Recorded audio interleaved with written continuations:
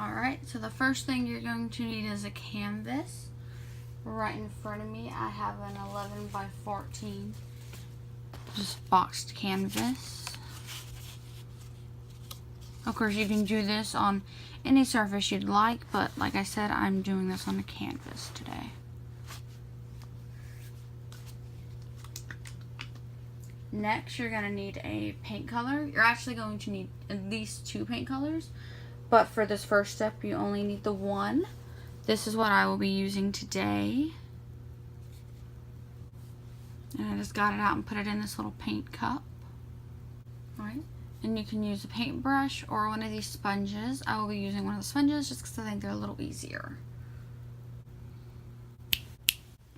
Alright, now that our surface is dry, we are going to go on with the next step.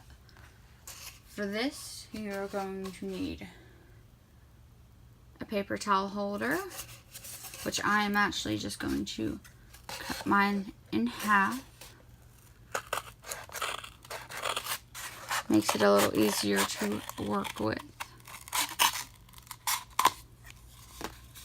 There we go. Set those over to the side. And then next we're going to get the colors that are the color. Well, I guess if you wanted to use multiple colors you could. But we're going to get the color that we're going to do our circles in.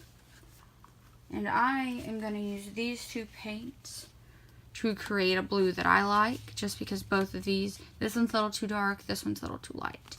So, in our bowl, I'm going to mix those colors. Here you go, you can see I have the 2 colors. Now we want to make sure we have enough of this.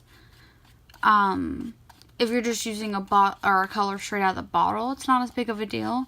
But because I am mixing, I definitely want to make sure I have extra, because I don't want to run out and run the risk of me not mixing the same exact color again. So here we go. This is the blue we made. Pretty. And then from here, it's really, really easy. Now I did cut my paper towel holder, so I want to make sure that I'm not using the side that I cut on to do the stamping, because obviously it's not straight. So I want to use the original end. And all I'm going to do is lightly dip the end of my circle in there. I want to make sure it's all covered. It looks like it is. And then we're just going to stamp.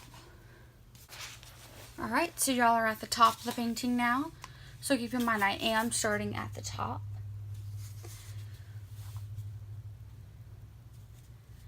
And I'm just going to try to line this circle up perfectly with this corner here. Right like this.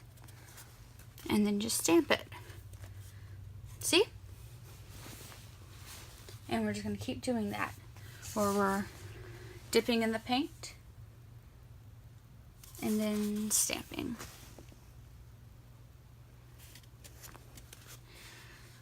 Now obviously the stamping is your preference, but I like to make sure my circles kind of overlap each other like they do right here.